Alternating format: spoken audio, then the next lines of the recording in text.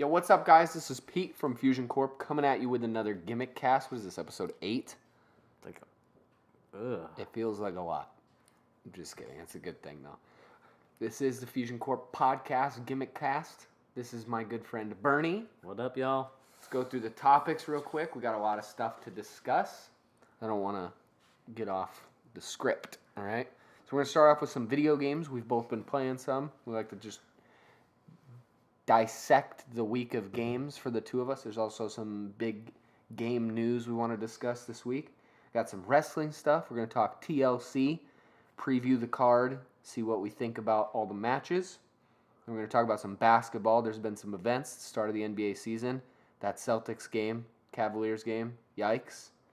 Baseball, just a little bit. If you watched last week, you know what we're going to talk about. And then we're going to talk some music. We've both been listening to some new albums. I think for the first time in a while, we both listened to new music this week. And one of the SoundCloud rappers got a big record label deal. We're going to talk about that. Anyway, guys, stay tuned.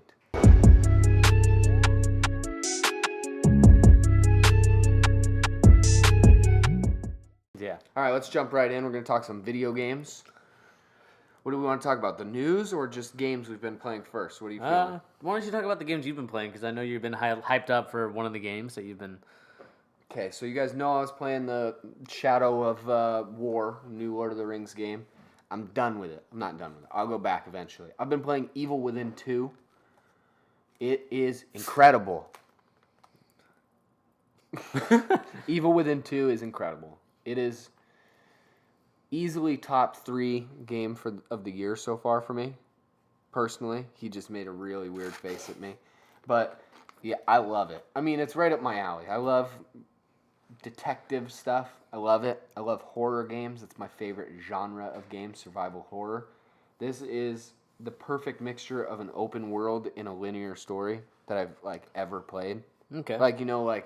Some games, they like to try and get their hand in both of, I want an open world, but we also just want to tell a quick story, you know? Yeah, I got you. And usually it turns out they make an open world that's really boring and it's kind of small. This is there's a lot of stuff jam-packed into a smaller open world environment, but there's lots of stuff to do in the world. And then you go through chapters and then it's just a linear hallway level, you know? Okay, But yeah, then I you'll gotcha. go back to an open world type environment. It's awesome. So What? Go ahead. No, I was just going to say, so if someone is new to the series and you want to get into it, what is the best way to get into it, in your opinion? I mean, just watch a recap of the first game. Recap of the first game? Just watch a quick recap. There's some story stuff that would be a little confusing. Definitely a little confusing if you hadn't played the first game. But if you just watch a 5-minute synopsis of the first game, just play it. You don't need to play the first game. I like it a lot, but it's definitely hard to play now. So, yeah, I would just say just go right into this one. All right. But, yeah, it's awesome. When we do our little award show at the end of the year, it could be up there for me. Could make the top cut, really. The game of the year? It could, honestly, it really could, which I don't think it's going to do for very many people, if any, but I like it that much. I've already sunk so many hours into it. A lot. I'm trying to do everything, though, collect all the stuff. Yeah, it's incredible. It's not super scary, which would be probably my only complaint about the game so far. I like a very scary game, and it's not scary at all, really. Okay. There's a couple moments that are a little scary, but for the most part. There's also, holy hell, I almost forgot. There's a character in this game, and this is probably going to be the reason it doesn't win Game of the Year. There's a character in this game that might be the worst in any game ever. I think they might have contention with Be Fresh and 2K. All right, Be Fresh is Be Fresh. Honestly, imagine Be Fresh, Yeah. but Latin American in a horror setting. Ooh. Bad, dude. It's real bad. Because Be Fresh, at least she's in not a serious game. It's a sports game. This character is in a very serious, scary environment talking like Be Fresh. Ugh. It's awful. That's a nightmare. Her name is Torres, for any of you who are also playing the game. If you don't agree with me, let me know what you think. She's god awful. One of the worst characters ever in a game. There's a moment. So you wake up, and no spoilers. I'm not gonna give too much information, right? You get like knocked out, and then you wake up in this house, and she's like shooting a gun. You've never seen this character before, so you wake up, and she's there shooting at zombies, right? Kind of zombies, and then it's like a scene where you're in a house and you have to kill all the zombies as they try and attack the house, right? Oh God. It's like a horde survival type moment. And you're shooting the zombies, and she'll like do little comments like she's a funny character, you know. Yeah. And then there's a moment where I headshotted one of the zombies and killed it, and she is like, "That was great." And I like had to pause it, and I like you went to bed. I went brain dead for a minute because it was like. After that, I would just go to bed. It was like, what are you? Why would you write that in your game? I guess that's... The rest of the game is all serious. Right. And then you have this character who says these little stupid one-liners, and every line has like at least 2 curse words in it, which I don't care about. I curse all the time. But it's like just not funny. It's awful. That character probably is the reason it's not going to win Game of the Year for me. But let's move on. Wolfenstein 2 comes out. I'm so excited. I know you're not excited, really. No, and I'll tell the reason why, and this is going to be a funny story. So, back when we were in middle school, me, Peter, and Josh, who's one of our friends, Peter told us to get the game Wolfenstein. I can't remember which one it was. It was the awful Xbox 360 one. I don't even remember the subtitle. I think it was actually just called Wolfenstein. It was just like a remake, right? It was a remake. It was kind of a remake. If you guys played it, it's not very good. I think it's fun. It's not very good. But I told these guys to get the game. You know, this is going to be the game of the year, to get the game. And we ended up hating it. I was definitely not a game. I was the only one who liked it. But Wolfenstein The New Order, which came out 3 or 4 years ago, is legitimately a great game. I think most people agree that that's a good game. I mean, I don't play it, but I've watched a couple of the walkthroughs. So the new one is going to be edit. I can't wait. That's all I wanted to say. I just want to tell you guys I'll be talking about it soon because I'm going to get it. NBA 2K, no. Do you have any updates? They're still working on it, according to LD2K. A game that's been out for almost 2 months. They're still working on they're very close to fixing the East and West Coast connection problems that affects Pro-Am right now. So we're still trying to find out the answers there.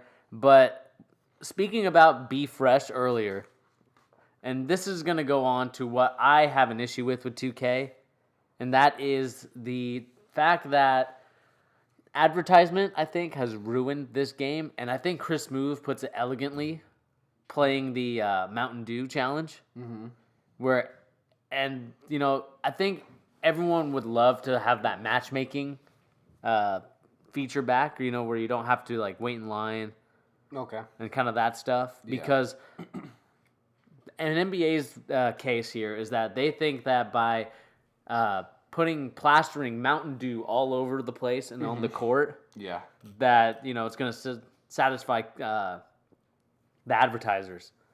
But my thing is that, and Chris Smoove made an excellent point, you get all this new money from these advertisers that you've never had before, and you still have a game where it feels like no one has tested it, and it still has bugs and glitches that are unfixable even till this day, and it's already been a month plus since the game has come out.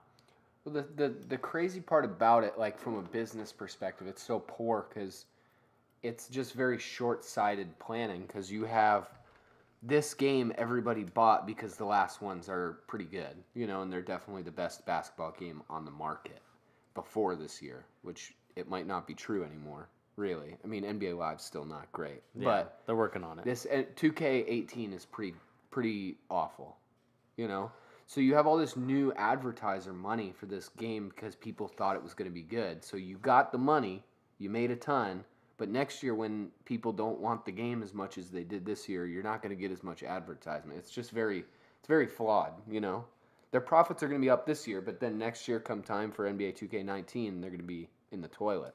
Yeah, and that's what I don't understand about it too. I don't understand why the microtransactions are there, because if you have sponsors that you've never had before, like Reese's Puffs, your Mountain Dew, I think they've had Mountain Dew, but just having Mountain Dew there, having your Ruffles chips on the Ruffles. I mean, just this is going to be a little bit off topic, but still with 2K. I remember I showed you the video of Ronnie and LD when they were live streaming, and literally all across the box, they were pretty much surrounded in Ruffles chips. It was the stupidest thing I've ever seen. The worst brand advertisement ever. I mean, if it was blatant, it was severely blatant. I mean, it wasn't even like funny bad. It was just bad. Like, if they had emptied all the bags of chips onto the floor and all over them, it would have been kind of funny. But they didn't do that. It was just bags on fancy stands all over the place. Yeah, it basically looked like a supermarket stand of Ruffles chips. Like they took like the giant NFL Sunday chip stand that they put in every grocery store, and they just put their chairs in the middle of it. That's basically what it was. Exactly. But going back to the point, they made so much money. There's no reason why these transactions that they have and why they're so stingy on VC makes absolutely no sense, because of the advertisement money that they've gained and garnered through these new sponsorship deals. It makes absolutely no sense as to why we have to play almost 200 games, and I believe, I can't even remember how many hours, like 200 hours, just to even get our guys to like an 86. That's nuts. I mean, so for me, it's just like, I feel like you get the excuse to have one of those things in your games. You know? Like, you get the excuse of like, oh, this is a big game. If you want to have advertisers in your game, that makes sense. Right. You know? If you want to have microtransactions in your game and nothing else, that makes sense. But you can't have all of it. Like, you can't have it all. EA, or not EA. 2K. 2K. You can't have it all, 2K. You can't have all this money coming in from these things that people don't really like, but they put up with because they understand. Most people understand that these companies need to make more money than just the sale of the game. That's the reason that there is such a thing as microtransactions. But when you have microtransactions and the ads, it's just like, it's almost inexcusable because they don't need that much. They're putting out a basketball game. The graphics are a little bit better. Everything else is the same, except maybe a game mode or two. Yeah, I mean, it's just the only thing that gets different is like the gameplay at some points, trying to make it a little bit more loose, more free in some aspects, and not so linear and robotic in certain aspects. But it just doesn't make any sense to me that you still have this broken game. I mean, you have the resource behind you to actually make this, and it's not even just the My Player game mode itself. Yeah. It's just everything around it in terms of the connections, and different game modes where I think in my team where you just foul, and I think you foul a couple times and then you're out of the game. Like, how does that make any sense? That's stupid. You shouldn't ever be able to foul out. I don't agree with that. How can you foul out in a video game? Just have some sort of penalty in the game. It doesn't make sense. Why would you have a game mode where your players can literally, the people who are playing the game can be kicked out of the game and just have to watch? That's so dumb. I always got fouled out in NBA 2K. That's why I'm so angry about it, because I play like that. But still, it's stupid. Yeah, well, this is the last thing I want to talk about. You showed me a clip, too, from the Chris Smoove video, where in the My Player, the Corp game, there's literally other people running through the game. Yeah. Like, can you imagine that happening on, like, Call of Duty? Like, just another game, like, characters or people playing a different game are all of a sudden in your map and you guys can't interact with each other? Yeah. It's just dumb to me. It just it tells you that 2K really did a poor job in making a good game when they just wanted to make a cheap McDonald's meal type of game. Yeah, they wanted that Happy Meal with the crusty cheese, moldy cheese. I like McDonald's. That's a that's a discussion for another day. I just admitted to that. All right, are we done with 2K now? I think we're done with 2K now, but we have to talk about another situation, especially with loot boxes that are affecting publishing company, and I think you'll go more into detail about it. Yeah, so Visceral, it's a video game studio. It's an EA subsidiary company. Honestly, I love Visceral. They've made some of my favorite games. Yeah, Dead Space. Dead Space series is like, honestly, in my top 10 of all time. I love it. Dead Space 2 might be in my top 3 games of all time. That's how much I like it. They were brought on to make Star Wars.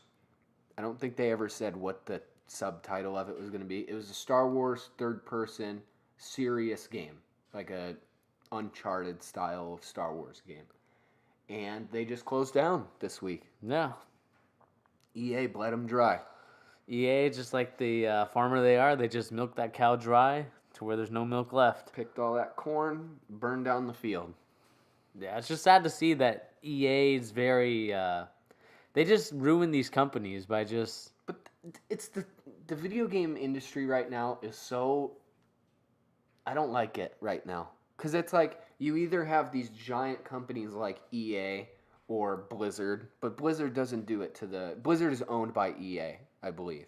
So, but they're kind of on their own still. You know, they make their own decisions, really.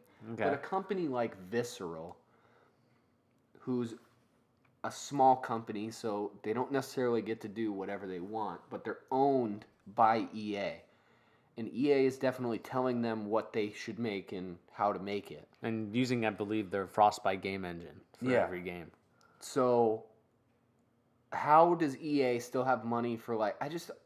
I feel like it's a give and take situation. So, you can either go and be purchased up by one of these giant companies who's going to bleed you dry faster than you know what to do, right? And push you to put out your game before it's made.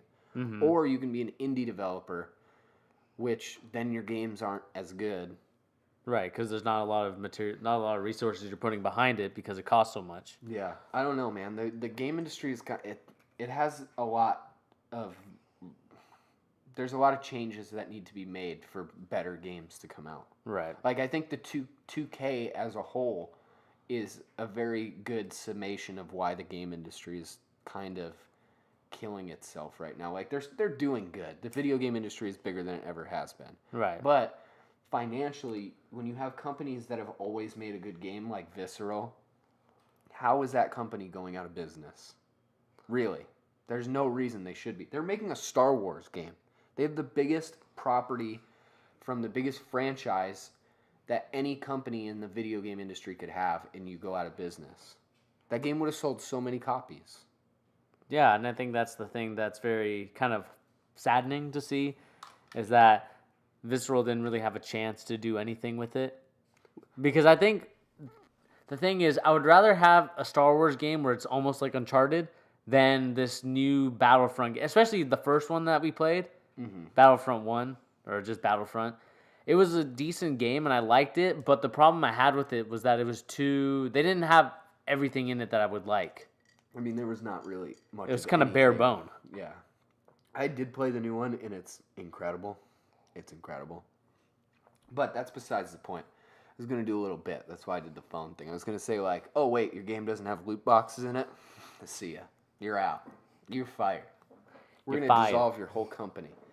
I don't know, man. I hope those guys get good jobs because they're very good developers. I think they made a Battlefield game too. Did they? I think they made Battlefield Hardline, the cop and robber one. Okay. You remember that game? Came out like 3 or 4 years ago. I think I remember it. I think they made that game too. I might be wrong because they haven't made a Dead Space game in 8 or 9 years, which they should be back on. All right. We want to move on to wrestling? Yeah, let's move on to wrestling. All right, let's get into some wrestling talk. We got some good stuff to discuss, if you want to call it that. Yeah. Start off with TLC 2017. Ugh. We just had a couple go-home shows for that. Yeah. What'd you think of them? Could you just give a review of the go-home shows? Yeah, I talked about it in my review, basically, that Kane has returned for some god-no reason. I thought he was running for mayor in Knoxville, Tennessee, but I guess he wants to go back for a WWE run. What better way to become the mayor than to chokeslam Roman Reigns? Yeah. And the thing I didn't discuss in the video that I did is that originally Kane is drafted to SmackDown.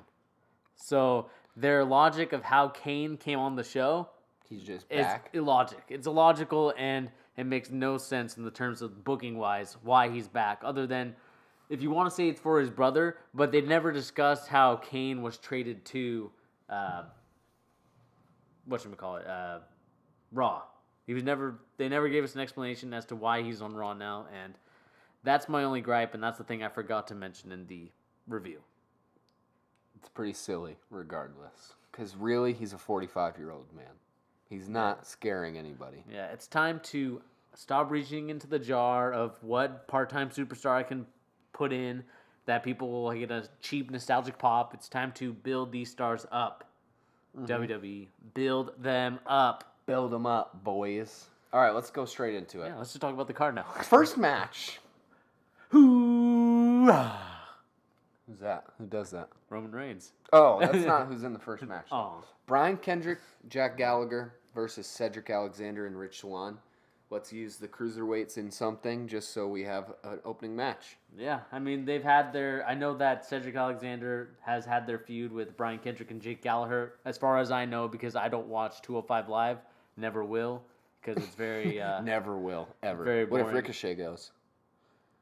I pray he doesn't go there. I pray he just stays in the indie scenes. You'd watch it. I'd watch it, but I'd pray that he's in the indie scenes from now on, because that would be a very terrible way to use Ricochet. But anyway, so I'm a Cedric Alexander guy. I think he's probably the best cruiserweight wrestler out there. Okay. Out of all these guys, his lumbar check is, it's very good. It's just very good, and I think he is someone that I feel should not only wrestle 205 Live, but he should also wrestle guys like Seth and Dean Ambrose. I think he would definitely get over where if they just build a character around him instead of giving him that stupid Alicia Fox mid-card title earlier in when 205 started. Yeah. Instead of having him paired with Alicia Fox, if that's whack. They would just build the cruiserweight as something special and not. I don't think there should be a weight limit because it kind of limits who they can wrestle. And I mean, I guess wouldn't they have to change the name of the show then, though? Yeah, I think it was just a Vince and Kevin Dunn thing where they just didn't know what they had when Triple H gave it to them. Triple H made them this fantastic, awesome-looking vehicle. Yeah. And he gave them the keys to say, you know what, you're gonna have to be responsible now. But of course, choked it away. Of course, Vince is not gonna be responsible with the midgets because he doesn't like the midgets. Yeah, I mean they're not even that small. They're not even that small. Finn Balor is smaller than that. I know, and I don't understand it. It doesn't myself. make any sense. But anyway, this match is I don't even know who to pick here. I think I'm just gonna go with Cedric just because he's my guy. Who are you gonna go with? I'll just take the opposite because I like Brian Kendrick. He's the man with the plan.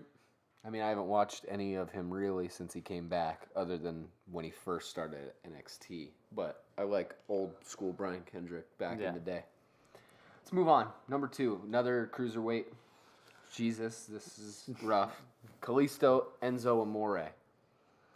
Yeah, this is another feud where I have no idea what's going to be happening here other than... Or why it's happening. Well, I know why it's happening because Neville decided to leave the company and this was going to be his spot. But of course, if I was Neville, I would leave as well because they're not treating me the way I want to be treated and how I feel how I carried that division for the longest time. Yes, indeed, Neville. So anyway, going back to the match. So Kalisto, Enzo Amore. I feel that Enzo Amore is going to get his championship back because 50-50 booking is OP right now in WWE. And I think they want to milk out this real heel heat and this Goon Squad faction. Or as Ollie Davis would like to call it from Wrestle Talk, NWO. The NWO. That's pretty smart. That's pretty genius. Clever. So I'm going with Enzo in this one. It kind of depends on how they want to do it, right? Do they want to just completely bury Enzo 100% in his Goon Squad turns on him, right? Which is a chance. There's a chance that could happen. But I think Enzo's going to win. I think he's going to win, but like for that, what you were talking about there with the Goon Squad or the NWO, I feel like that is a long-term payoff that you could have. Yeah, I guess it would be. But I don't know. This day in the I almost called it the NBA, WWE, it's just long-term booking is gone. Just as rigged. they blow their load every time they have like a good idea. And they really do. And I don't know. It makes no sense sometimes what stuff happens. Especially, I will go to this one point, and I know it's a very minuscule point, but just the fact that they could have had a WrestleMania moment with Bayley last year when she debuted. They just kind of blew their load there and had her win on a random episode of Raw, I believe. Before WrestleMania. So it's par for the course. You know, they just do that kind of stuff all the time. Let's move on to the most confusing match of the night. Confusing as to why it's still happening. Why this is happening the way it's happening. Because these guys aren't that bad, but this is awful. The Demon versus Sister Abigail with a lisp. Yeah. A.K.A. Finn Balor versus Bray Wyatt. Why is this a thing? This might as well be an episode of, like, Supernatural on the CW. Really. I'm not even kidding. I just made that up, but it's really true. This is an episode of Supernatural on the CW. You have a big, fat, white dude with a giant beard and long hair who's pretending to be a magical girl versus a guy who paints himself up like a demon, and they're about to wrestle in tight pants. That's what's happening. And it's not these two guys are a lot better than that.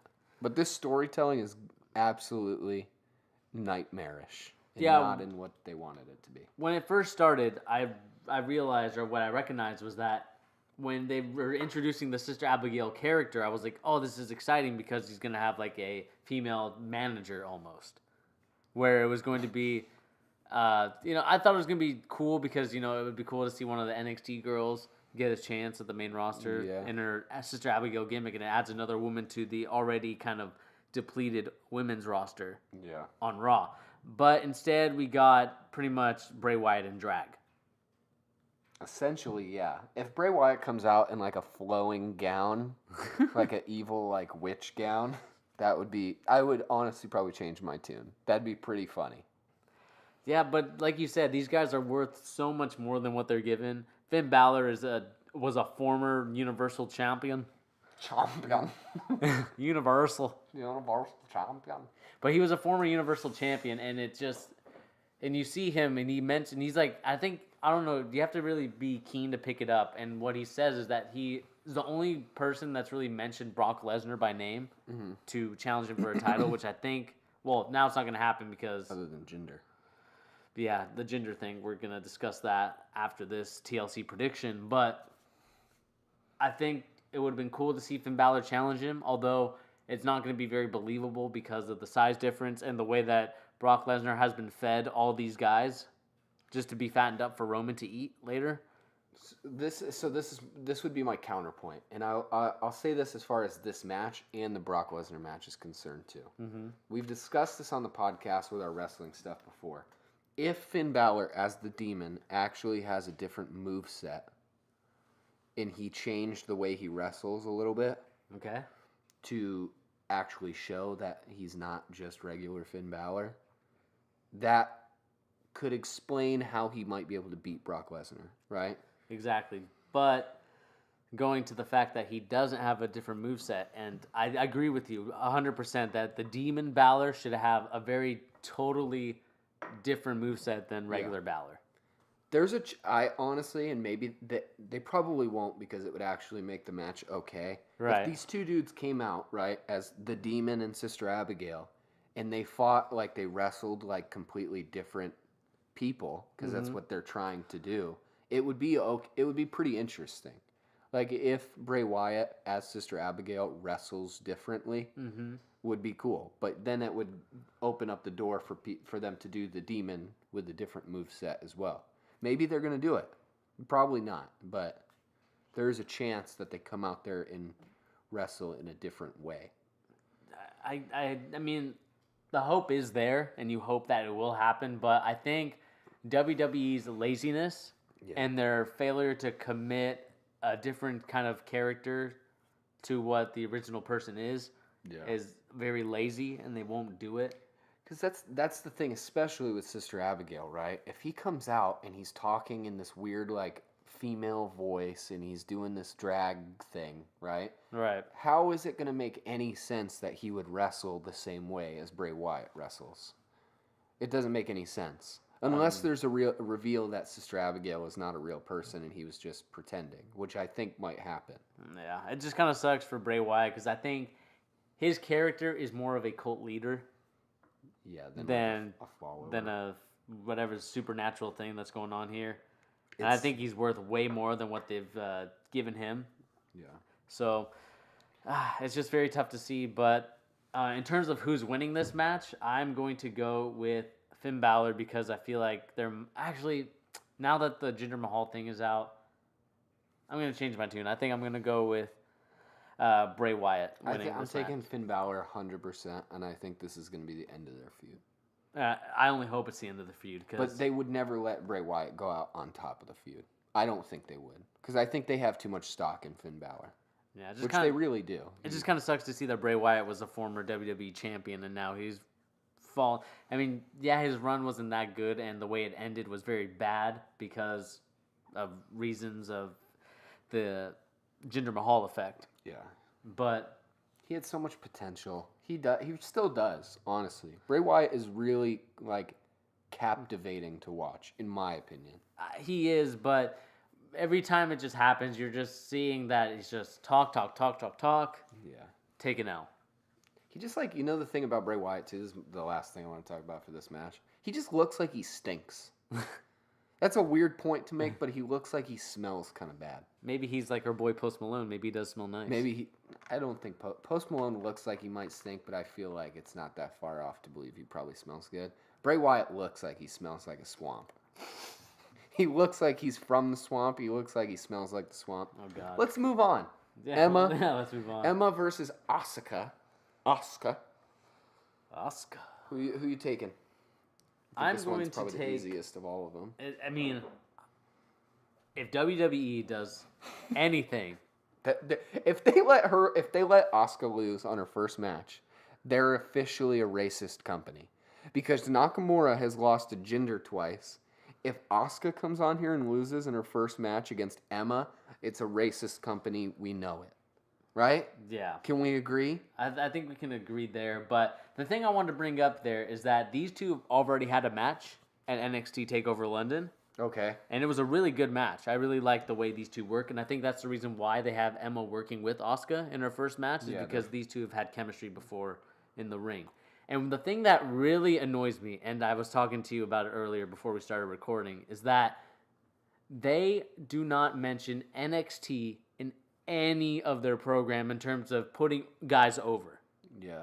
And that's the thing that infuriates me the most is because Triple H actually does a really good job of building these guys up and building them to where the NXT and even some of the casual fans recognize them and want to cheer them. Yeah, well, I mean, for the most part, that's why people know who some of these people are before. That's how, the mainstream of WWE fans knows who they are before they come into the main roster. Nobody's getting excited for Asuka if she didn't wrestle in NXT. I mean, some of the people who know who she is before she signed with the WWE would be excited, of course. But the general WWE population of fans has no idea who she is before NXT.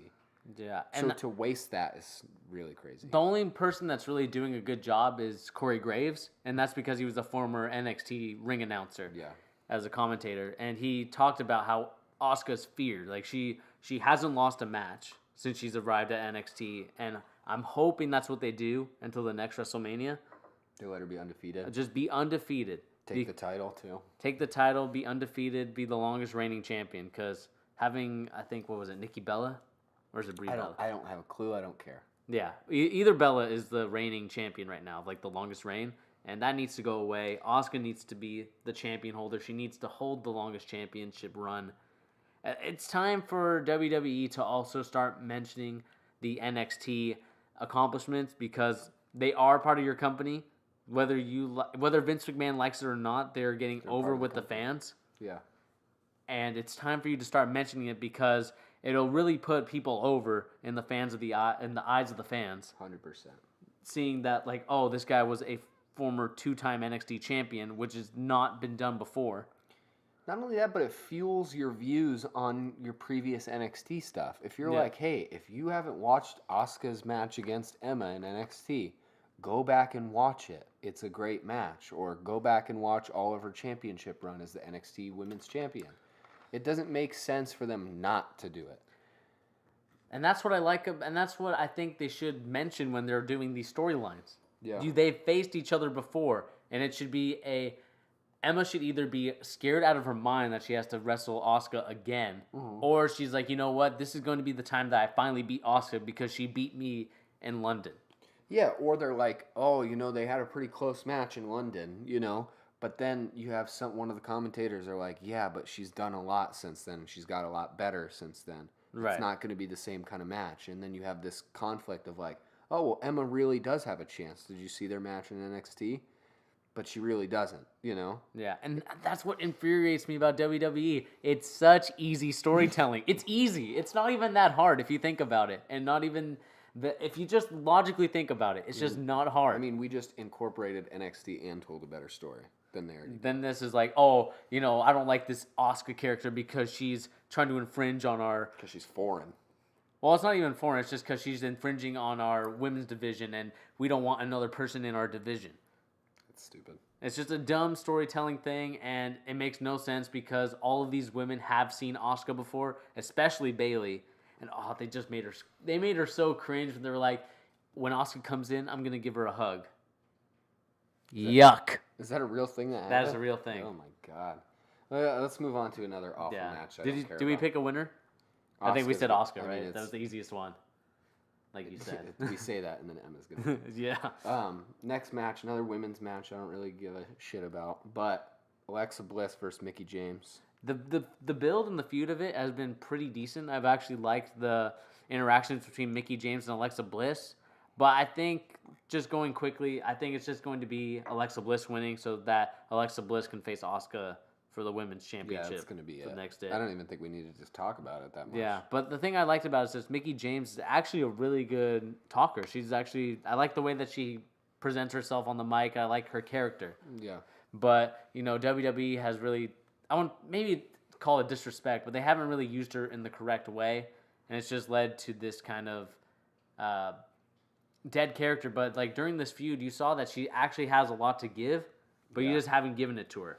And that's just the story of WWE and most of their wrestlers and why most of them are starting to leave. I mean, she's super proven in the WWE ring, too. Yeah. Like, she was really good when there wasn't other people making it good, you know? Yeah, I mean, it was actually wrestling. It wasn't just diva matches. Yeah, this is whatever the case. I think Alexa Bliss is going to win. That's pretty much it. Tell you what, I'm not going to watch it. I don't care about it. Next match. Big match of the night. You got the Shield versus 5 giant human beings. Hoorah! All right, cut that out. The Shield versus Braun Strowman, The Miz, Kane, Cesaro, and Sheamus. Ugh, Kane. So, from a storytelling perspective, have they addressed why they're making this a 3 versus 5 match? Well, the reason why they made a 3 versus 5 match is because in the back, the Shield were having their promo, and Dean basically said that they could beat 3, 4, 5 men all like when they're together. Basically, is what the storyline. So he's saying like, oh, we don't need anybody else. That's why. Yeah, he's saying that we don't need anybody. We're like the greatest faction of all time. We don't need anybody to help us battle, and that led Miz to telling Kurt, you know, Dean said that they could beat 4 or 5 guys, so let me add these people. Okay. So first it was Braun Strowman that they added, and Kurt agreed to that. And then next week on this go-home show of Raw, The Miz said, you know, we want to add a 5th member, but Kurt Angle said, no, you're not adding a 5th member. And then Kurt Angle put the stipulation of the steel cage match that happened this week between Roman and Strowman is that if Roman wins, it goes back to a 3-on-3. But if Braun wins, then it's a 5-on-3. Oh, okay. That's not a very fair. Yeah. I don't know. It's very lazy storytelling, and we all know why the Shield was brought back together. It makes the views, dog. It's about the views, and it's about not believing that Asuka can sell a pay-per-view on her own. Yeah, no, she can't. I mean, just the way it's built up. Just the way it's built up, but like if you built it up correctly, she could have. She probably could, yeah. If you built up and I talked about this I don't know if I talked about this in my review, but I'll bring it here. If you would have built up that she's undefeated, no one has ever beaten her before. Yeah. Then I think you could have sold it properly. But WWE and their laziness and their uncreative minds, you're getting this Shield reunion that's only going to be probably a one-time thing. All right, so let me ask a question that I guess you might have just answered. Is this a one-time match, or are they actually going to be back together for a little bit? Because that would change my prediction. I think, well, depending, I want to say that because there's no like DQ in a TLC match. So, has there been any like rumors of if they're going to be around for a little bit? I don't know if there's going to be something with the Survivor Series, and that's the only thing that I'm like questioning. So maybe they would fight at Survivor Series. Because imagine this. Can I just paint a little picture for Survivor Series? Paint the Shield is still together, right? Right. You have the greatest faction debate, right? Mm-hmm. You have the Shield versus the New Day. Okay. Already awesome. You can't tell me the Shield versus the New Day promos wouldn't be incredible. Their matches would be incredible too, right? And then you have the 5-on-5 New Day. They got respect for them Usos. They get the Usos. Then whoever the Shield gets. But you have the New Day and the Usos versus the Shield and two other people. All right. How awesome is that match? That would be like the best 5-on-5 at Survivor Series in 10 years. It would be a cool match, but the thing is, I don't think WWE wants to get Roman over. That would get him over. A sick match with the New Day. I don't think it would get him over because the New Day would get cheered so much. The New Day would be like the most over team. I mean, they already are, but like it would make them even more over because they want to see Roman lose. I just want to see the New Day in everything. I know, you're a New Day mark. Dude, I love the New Day. They're my favorite tag team of all time. Yeah, but I'm going to go with it's going to be maybe two things, and then this is going to be the thing. Once Roman is by himself again, he's going to get booed. 100%. So like I said earlier, I don't think this was just a get Roman over, because if they wanted to get him over, they failed at it multiple times, and I don't think this is another attempt at it. I think this is just an attempt to sell a pay-per-view. If they wanted to get him over, they would just keep him as part of the Shield, but he still wrestles individually. Yeah, and the thing is, they didn't even change his music. They didn't even change his music.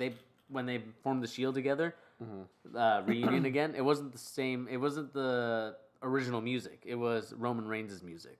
Wait, so the Shield came out to Roman's music and not the Alpha... Well, they said the Alpha gimmick. But then it was Roman's music. That's atrocious. That's so disrespectful to Seth Rollins and Dean And I think this is just a disrespect to the fans. Like, some of the fans notice this stuff, and you think that, they're not going to notice it. They have amnesia. That's so disrespectful. Those are two other WWE champions. Yeah. Two of the best wrestlers in the WWE who have been way more over in the course of their WWE careers than Roman has. And you play Roman's music? Yeah, You might as well play Bam Bam Bigelow's music. That would make more sense. Ugh. That joke didn't make any sense. But I'll say this. I'm going to make two predictions, all right? Okay. If the Shield is going to stay together, they are going to win. Okay. But it's not good. I think somebody's going to come out and help them. All right? Okay. If they're not going to stay together, they're going to lose. Nah, I'm going to think the opposite of you. If it's a one-time thing, I think the Shield is going over. Okay. Which will... but I think they're going to do it to The Miz because screw the IC champion, right?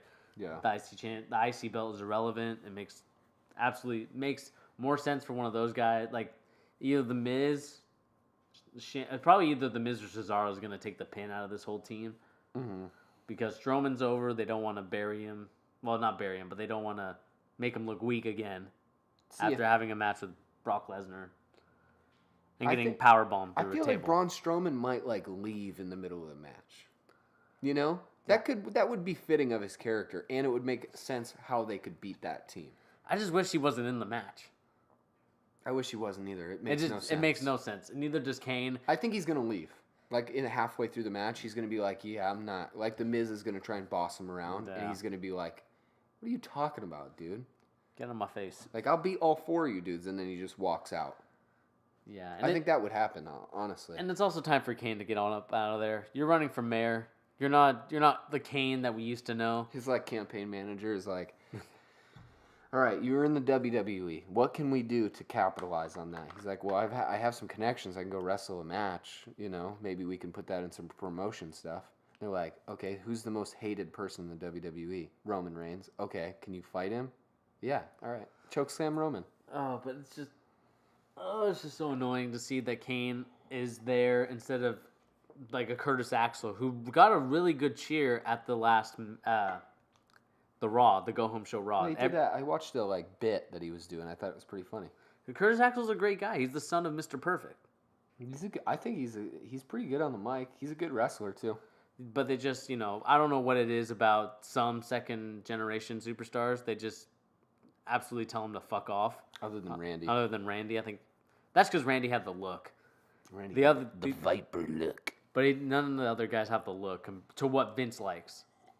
Because we don't know what Vince likes. And we know what Vince likes. We know what Vince likes. But anyway, my prediction is going to be that they're going to have another match at Survivor Series. So I'm going with The Miz, Sheamus and Cesaro, Braun Strowman and Kane winning against the Shield. Is Survivor Series, I guess this changes my opinion too. Is the Survivor Series not a dual brand? It is a dual brand. Okay, yeah. I think the Shield is going to win this match. Okay. And they're going to stay together. Ugh. And they're going to keep wrestling as a unit for probably until the end of the year. You would think, but I think that's going to happen because I think they're going to be this one side of the Survivor Series team. Ugh. Did they ever do that when they were together? Were they in the 5-on-5? I want to. I don't know. I honestly don't know. I didn't watch when the Shield was formed. Regardless, this card looks pretty awful. Yeah, I mean, I'll do my review on Sunday and I'll let you know like how this whole pay-per-view is like in terms of a grade. I might try and watch the Shield Braun Strowman. See, I'm a weird WWE viewer, guys. I like to read what happens in the matches because I can't bear to watch 6 hours of it every week. Yeah. I can't do it. So I read it, and then it takes me 5 minutes, and then I get the gist of everything. It usually fits up to the quality that I expect it to. This one looks pretty awful, so I don't think I'm going to waste my time. All right, let's move on. We're going to talk about some basketball. I know you have your show, The Charge. If you guys aren't watching it yet, you should check it out. Bernie's little basketball show he does. It's a good one. But we're going to talk some basketball because I didn't get a chance to be on The Charge. And obviously, I'm a giant fan of basketball, and this is the opening week. Mm-hmm. Biggest news of the week, obviously, your boy, Gordon Hayward, who I also really, really like a lot. His big injury, that was gruesome. It was very gruesome. I thought when I first watched it, I thought his whole leg went backwards. I thought it was a lot more. I mean, I know it was a very serious injury, but I thought it was a lot worse. I thought his leg came out of its socket when I first watched it because it looked like his whole leg turned sideways. Yeah. So I was like, oh, his career's over for sure. His leg just fell off. I thought that's what happened, but he just broke it. He broke his ankle? He fractured his fibia, and I think he just fractured his ankle. Okay, so he really messed himself up for sure. So he's not coming back this season. Probably. His agent said, and I just checked on ESPN, his agent said that it's very unlikely that he'll return, even if the Celtics make the playoffs. It's very unlikely that he'll return. And I think, like you said, that we talked about earlier, I think it's a very good thing to have him not come back this season just because it's going to be a lot of rehab and a lot of long processes where he will get, I mean, obviously as an athlete that when we played, it's very frustrating to know that you can't play right away coming back from a serious injury. For sure. And you get mad at yourself because you think you can always come back and do better. But your body's not letting you do that. Yeah. So I'm hoping that he hears the advice of Kobe, using this as motivation to come back even stronger than he was this year. And I hope everything goes for the best for him and his family because I know it's a very tough injury to deal with. 100%, yeah. And I think like you were saying, we discussed this earlier, this team is going to be good for years. They have these dudes locked up for a while. Right. So take the year. You're not going to beat LeBron and the Cavs this year anyway. Honestly, it's just not happening. So take the year, get better mentally, and then when it comes time for maybe the playoffs next year, maybe he'll be even better for it. Yeah, exactly. I don't think anybody's going to get past LeBron until LeBron's athletic ability is gone. Not happening. Which he's shown no stop, and I don't agree with him when he said in his post comments that he was out of shape during the first game. He's immortal. He is definitely in shape. Maybe not to where he likes, but he is definitely in shape. Super Saiyan God status. He might be a Super Saiyan. He is. He would be if they were real. He would be the first one. Wait, they're not real? We're gonna move quickly on past that. So where are you putting the Celtics now for the year? Because that's a big hurt. Yeah. So I just watched their second game yesterday when they played the Bucks.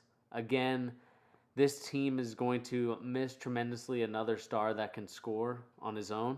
It doesn't need to rely on his teammates at all. I think this team will be, for sure, now cemented in the second seed. At the least. At the most, I should say. At the most. Because I did like what John Wall did. I think John Wall is looking really good so far. I know it's only been the opening week. And if you judge it off that, I think it's a little silly sometimes. But John Wall's looking good. The Raptors are looking good. And I think the Celtics are in a little bit of trouble because they don't have a very deep bench compared to what they had last year. Compared to the Knicks. Just kidding.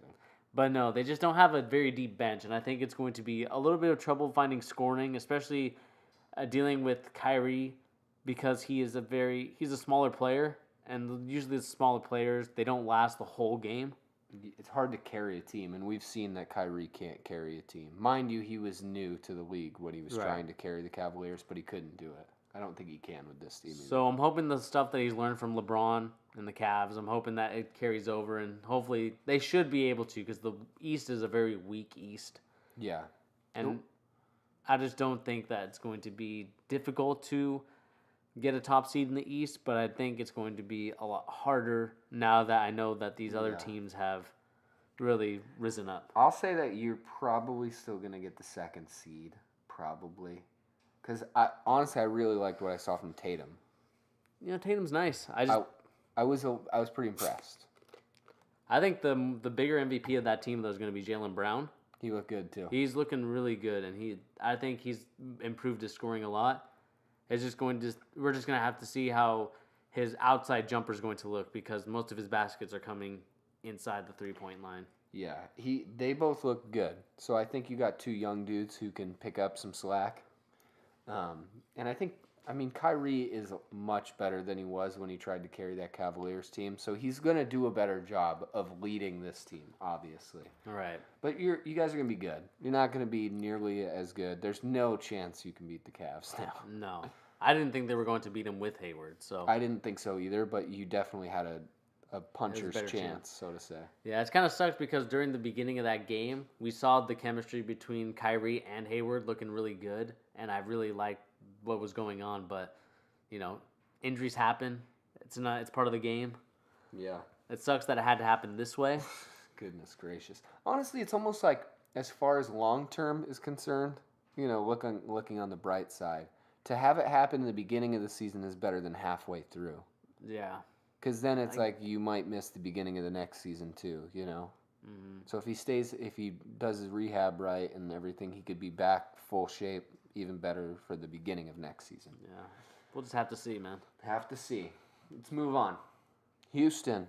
We were just talking the first two games. Those are really the only two I've had a chance to watch this week, and really they're the big four teams in the league for the most part. Mm-hmm. There's a couple teams outside, but right. Houston and Golden State. What did you think about the game?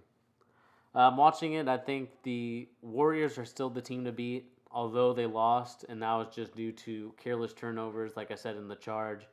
It was due to careless turnovers and the fact that Draymond Green got hurt in the third quarter, and I think I think people kind of dismiss Draymond just because of the antics. Yeah, I don't like him, but he's very good. But he's really good, and I think his defensive presence and the way that he is a liable threat out in the perimeter Yeah. makes him a very integral part of the team that they need. And not that they need, but they definitely, it's a plus. Because I feel like he's the heart of the team. I think so, too. Curry may be the best player. Well, it's a debate between Curry and Durant. But I just think Draymond's just the heart of the team, and he gets everybody going. And I think he's the first defensive player in terms of he's the first option on defense to guard your best player. Easily. And so with him gone, it was easy for the Rockets to come back and score those points. Yeah. I liked it. I don't think, like you said, if Draymond had stayed healthy the whole time, I don't think the Rockets would have won that game. But I did like what I saw from the Rockets. I'm a little skeptical of the Rockets. I think it's a little bit suspect that I believe Chris Paul went 2 for 9. He went 2 for 9 with only 4 points. Mm-hmm. Although he did have 2 steals and I think a couple of assists.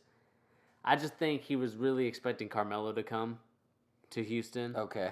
And I think that would have been a lot better for him, so he didn't have to be like the bigger person of the scoring load. Yeah. So we'll see how it goes because this is still James Harden's team, and I still think that the offense revolves around him more than any other player, and it's more ISO ball. Easily. It's definitely still James Harden's team. And I liked what I saw, but I agree with you. There's definitely some stuff that I worry about with the team. Mm-hmm. But I think when it comes down to it, and we're keeping up with the Thunder Knicks game too. It sounds like they're doing okay. I still would like to say the Rockets are probably the second team in the West. Yeah, but also watching last night the Spurs. I mean, they really did some business against the Timberwolves, which at least myself, I rated really highly, mm-hmm. and I thought that they were going to do very well. But the Spurs, you can never count out the Spurs. Never. I think I put them as my third team, I believe. You just can't count them out because Coach Popovich is such an amazing coach, and he gets the best out of all those players. And he is, like I said, the second best coach next to Red Auerbach. And by God, he might even surpass Red Auerbach in terms of coaching ability. Because Popovich, I don't know how he does it, but this team with the old Manu Ginobili, I think Ginobili had like 35 last night. That's so crazy. He's like 38 or 39. But what do you think? You said it was going to be the. I think it's probably still going to be the Rockets. I really like the Spurs, and like if any team has a chance to just have an incredible season and come through and beat the Warriors, I would honestly almost lean towards the Spurs because Popovich has the coaching ability to take out a team like Golden State. So. And they do a good, and they have easily a top 5 player in the league in Kawhi Leonard. In my opinion, he's top 5 for sure. Right. So he has some talent on the team. Mind you, it's not as deep as these other teams, and they don't have a super team by the NBA standard right now. Oh, but I lied about Manu Ginobili. He only had 9 points, but he felt like. Did you say 35? Or maybe I was mixed it up with his age. He's 35 right now. Whatever. The fact that he's still a decent player in the league, a role-playing player, not a 35-point player, but it is impressive. He used to be, for sure. But yeah, no, it's very impressive that Manu Ginobili is still in the league right now. I would think that he would retire. I think I used to hate him a lot. I don't like him very much. Just because he was a flopper, and I still remember that Suns series. I wasn't a Suns fan, but I felt for the Suns in that series. Flopper. But like a fish. Ugh, man. Like SpongeBob. He's still a good player. There's no denying it. No denying it.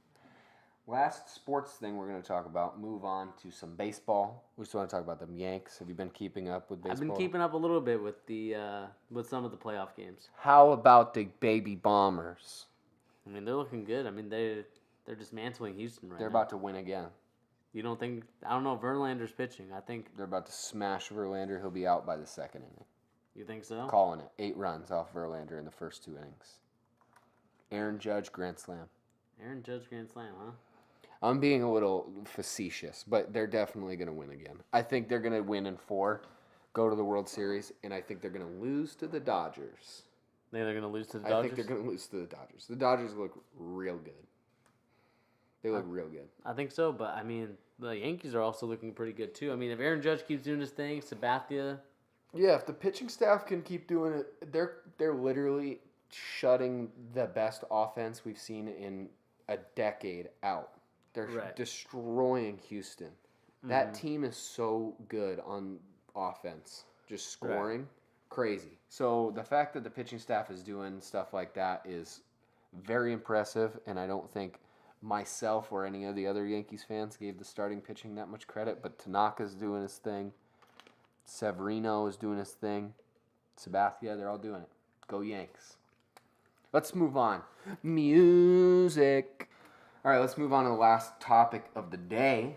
We're going to be discussing some music. Let me get the old sheet over here. We're going to talk some music. Okay. Like I said in the intro, we both listened to some new music this week, which doesn't happen very often. How about we start with you? We got one of your most anticipated albums of the year came out this week. I mean, it wasn't really my most anticipated, but it was one of those albums I was looking forward to. It was mentioned. I will say it was something I was looking forward to. All right. Who is it? It was the DVSN album, of course, from the OVO label. And I will say there are a couple songs that I do like, but overall, I would say the album was not as good as their first one. Okay. I think their first one's probably their better. September 5th, I think that's what the album was called. Yeah, that's what it's called. I checked it out. Yeah, so it's just not something I was very... I mean, there was that one song... let me look it up real quick so I can actually name it properly. On September 5th or the new one? The new one. Is it Morning After? No, it wasn't Morning After. It was... that's there. While you find it, I listened to this album too. I hadn't listened... They're called Division, right? Yeah. I hadn't listened to Division yet. I didn't really care for this album. I thought it sounded like a Trey Songz album, personally. Like the guy's voice. It was like poppy. It sounded a little too poppy for me. Too poppy? Yeah, so the song I was talking about is Don't Choose. And I think that's probably the one song I liked off their album. And they've already released it before the album came out. But other than that, I like how it's 13 songs. It's not a lot of songs compared to these other albums that are coming out nowadays. But other than that, like I said, it wasn't as good as their first album, so... A little disappointed. But I think Don't Choose will hold me suffice. It was definitely no Love is Rage 2, so it wasn't that bad. I didn't really care for it. Yeah. Moving on, I listened to a couple new albums. I don't think you listened to either of these, but the Wu-Tang Clan just released another album. Wu-Tang Clan is my favorite group ever of any kind of music. So their new album just came out. It's actually really good. It's Wu-Tang Clan. It's just more of the same. You should listen to it. It's awesome. That's literally all I have to say. I love it. Brent Faiyaz, R&B artist. He's the guy who did the hook for that Crew song. Who's the guy? Goldlink. That's Goldlink's song. Oh, Goldlink's song? Oh, okay. Crew, but Brent Faiyaz did the hook, which is, a lot of people love the hook on that song. Which I love it. It is great. That's how I really know who he is. He has one of the worst names ever, stage names of all time in music. That's not a... It's pretty terrible, but this album is really good.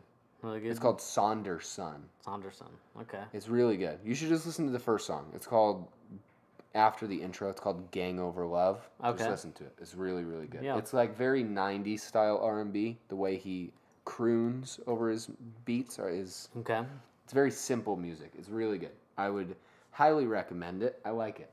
What about the little Teen Titans song that I got you stuck? That I got stuck in your head. Catching Villains. Still listening to Catching Villains. Can't stop. Yeah, we all know Beast Boy's the guy, man. Beast Boy. He's a player. Voiced by another man other than his actual voice actor, which I think is funny. Like, the song is not sung by the guy who does his voice. But thank God. I think that guy is going to be releasing soon the whole song. So I will definitely be checking that out. I'll be downloading it 100%. Let's move on. The last music thing, there wasn't a lot of music stuff to talk about this week. It's a little disappointing. I'm actually going to say this. It's been a little bit disappointing in the music department lately. It has been. There hasn't been anything good. I wouldn't say good, but there hasn't been a lot of buzz around projects. I'm still listening to Stoney, Post Malone's album. That's all I listen to still. Give me new music. Somebody will put out something I want to listen to. Because none of this stuff, like the Wu-Tang Clan's the only album that I'll be listening to a lot of. Mm-hmm. The other stuff, Like, even the Brent Fives, I just gave it a good review. That's not something I'm going to be listening to for a while. It'll go out the window soon. Let's move on. Let's talk about xxxtentacion. Tentacion. Just got a record deal. A big one. Yeah. 6 milli. 6 milli. Capitol Records. What do you think about this? It's a very interesting move at a time where he is about to set trial for his, I don't know what's it, like, domestic abuse. Yeah. A lot of that stuff. And I don't know. It's a very, like, from a corporate standpoint, it's a very risky move. Because, I mean, it's, I guess, I don't know. Because they did the same thing with Bobby Shmurda. Yeah. I mean, $6 million really for these companies is like a drop in the bucket.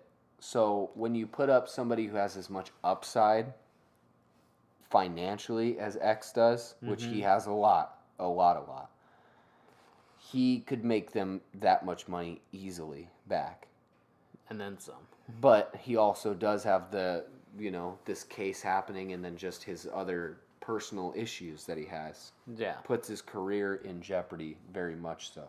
I wonder if this means other SoundCloud rappers will be maybe linking up with Capitol Records as well. I think Academics, when I listen to his streams and I just listen to him, I think he says it perfect. I think these guys do have deals. They just don't tell you about it. Yeah, which is, I would agree from the conspiracy side of things, but it makes me wonder situations like this where they do come out publicly.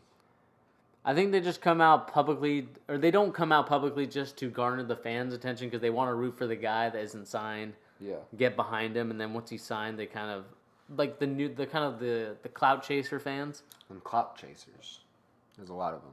Yeah, the Kardashians are the biggest clout chasers, by the way. But shots fired, rice gum. Clout boy. Anyway, what was I even talking about now? You're talking about the record conspiracies where they are signed but not signed, and yeah, I mean, just going on that, I just don't think that X really should have signed. Honestly, I think he probably could have made more money not signing. Yeah, he would easily have more freedom too. Exactly. I think. So for X, I think what I would say on his side, his gamble is smarter, right? Because it's a gamble for him too. Because he's saying like, do I want to be independent, make my own music, and then I can make as much money as I want? Right. Or do I want to have the guaranteed $6 million? Which isn't necessarily guaranteed, but it's much more guaranteed than the opposite, you know? Right. And with all his stuff going on, would he rather risk not having any money when all that's over, or just take the $6 million and then make all his extra money he can? Because he's not getting any advertisement deals, let's be honest with ourselves. Probably not. He's not getting any. So to take $6 million for him is a very safe gamble, because he knows he can make that money. Yeah. But he's not sure if he'll be out to make the money. Yeah, I don't know. I think, like you said, he's not advertiser friendly. Like, he would get the yellow monetization gimmick on YouTube. He's definitely if any. not in the trending tab. But I don't know, man. I think just being independent, I think you have more freedom and a lot more creative control of what you can put out and when you want to put it out, because sometimes you don't really want to put it out right away, or you just want to like make a condensed good album. But they just don't let you do that, being under the corporate umbrella, because they will force you to make albums when you don't want to make this album and you would rather focus your attention on something else. Especially like with a dude like him too. I feel like his content is very not corporate friendly. So to put it under the guise or under the umbrella of this corporation, I do think it's not a great choice for him. I think if his future in the music industry was more guaranteed, like out in public, like he's going to be able to be out and making music, right, then this would be a very dumb decision. Mm-hmm. But I feel like he probably has some people who are like, just in case you go to jail for for an extended period of time, get the money, and then because they probably signed him a lot cheaper than they could have, or than they should have, Probably. I mean, he had one of the hottest songs, and he's very multi-dimensional artist in terms of he can have different sounds. So he'd be very good to work with other artists, but like you said, it's just very hard to figure this stuff out. And we'll just see where it goes from here. Hopefully the albums don't change in terms of quality. I'm hoping there's a lot more he adds to the songs, like I said in our review. Yeah. And, you know, we'll see how this case goes, but that's pretty much all I got to say about that. That's pretty interesting.